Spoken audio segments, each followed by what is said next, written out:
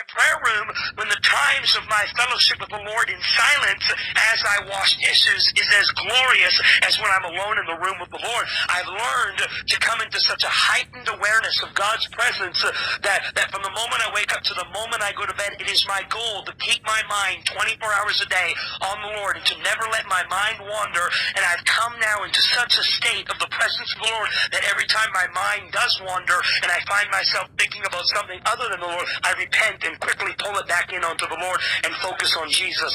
And now I've developed such a level of the glory that people would come from all over the world to watch him wash dishes, because there would be such an intense presence of God upon him and around him that as you came into his presence, you were overwhelmed by the intense presence and love of God, because he positioned himself as a habitation and a resting place for the Lord's glory through the art of listening, silent prayer, and meditation.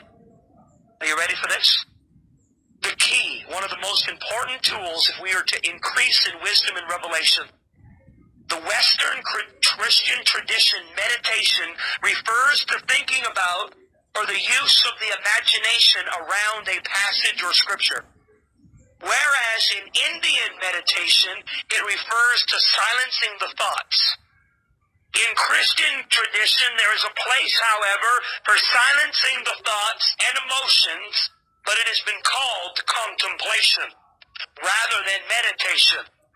This is one of the unfortunate twists of the semantics which has caused confusion when discussing the spirituality of the East and the West. Now watch this. Sundar Singh would practice a sequence of prayer discipline that is identical to the ancient Christian monastic disciplines.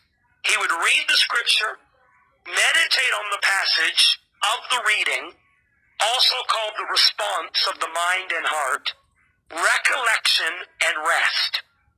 This sequence has been called Lectio Divina in Latin.